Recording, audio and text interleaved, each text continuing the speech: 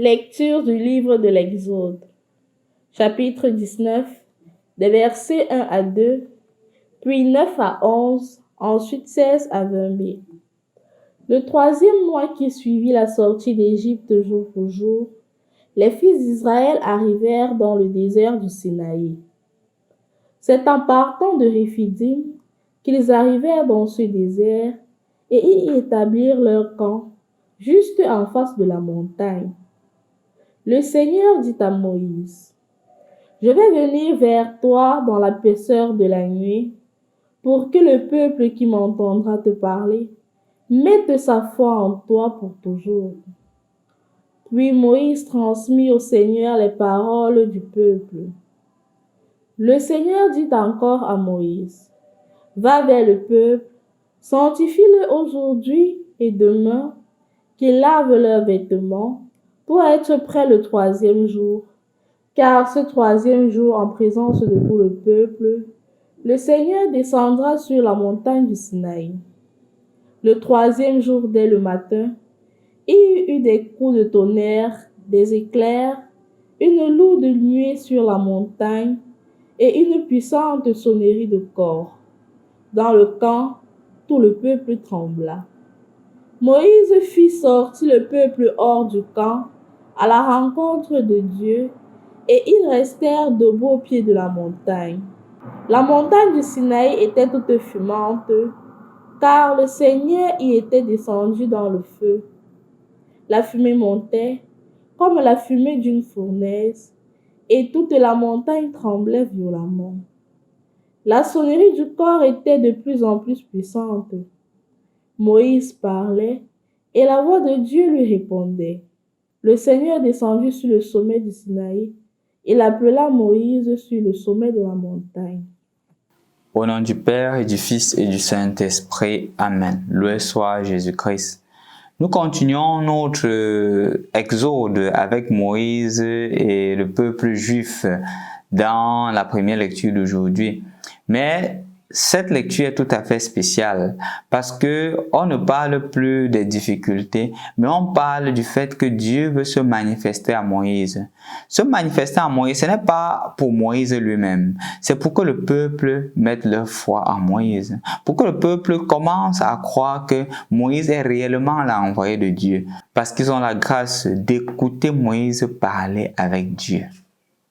Et c'est ainsi que Dieu parle à Moïse dans la nuit. Dieu s'adresse à Moïse, la finalité à laquelle pour que le peuple mette sa foi en Moïse. Chers frères et sœurs dans le Christ, je crois que c'est quelque chose de très important pour vous et pour moi. Pourquoi? Parce que le Seigneur descend aussi dans notre condition et nous parle pour que les gens se convertissent. Pour que les gens sentent la présence de Dieu et se convertissent. En d'autres termes, le Seigneur veut officialiser sa relation avec Moïse pour que Moïse soit officiellement un canal de transmission de ses grâces. C'est pour cela qu'il dit plus tard, sanctifie-le. Sanctifie le peuple.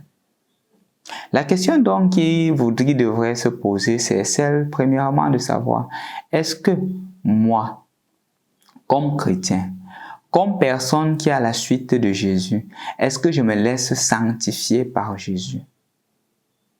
Est-ce que je me laisse sanctifier par Jésus? Est-ce que je suis un canal de sanctification pour les autres? Je donne des exemples concrets. Il pourrait s'avérer que un ami ou une amie viennent te voir pour une situation d'avortement. Une amie vient te dire qu'elle voudrait avorter. Qu'est-ce que je fais?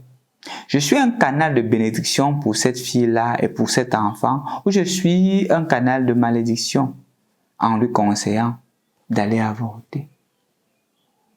Pas plus tard qu'il y a quelques jours, une fille est morte parce que ses camarades lui ont conseillé d'avorter.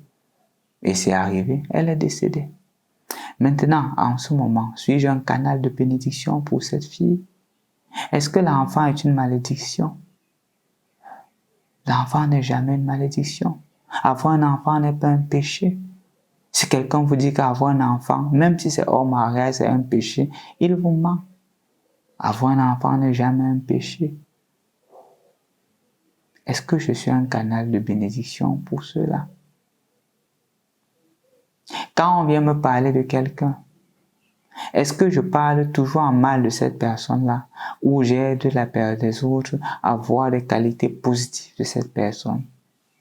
Est-ce que je suis un canal de bénédiction ou de malédiction pour les autres? Quand des personnes sont en situation de difficulté, est-ce que je prie pour eux? Est-ce que je les encourage dans la foi? Est-ce que j'ai le courage d'affirmer ma foi dans mon lieu de service? Est-ce que j'ai le courage d'affirmer ma foi devant mes collègues de service? Est-ce que j'ai le courage d'affirmer ma foi devant mes amis ou j'ai honte? Quand le prêtre passe et on se moque du prêtre, on insulte le prêtre, moi aussi j'entre dans ce jeu-là. Parfois j'insulte même plus les autres parce que je ne veux pas qu'on me regarde mal. Suis-je dans cette catégorie-là? Suis-je dans la catégorie de ceux qui sont des canaux de malédiction ou des canaux de bénédiction pour les autres? Dans tous les cas, le Seigneur, une fois de plus, te choisit comme Moïse, à être un canal de bénédiction. Les grâces qu'il t'a données, c'est pour que les gens puissent te voir. Te voyant, ils se convertissent. Se convertissant, ils portent aussi du fruit. C'est ce à quoi toi et moi nous sommes appelés, à être les canaux de la grâce de Dieu, parce qu'il nous a déjà fait grâce et voudrait que nous soyons des canaux de ces grâces. Au nom du Père et du Fils et du Saint-Esprit. Amen.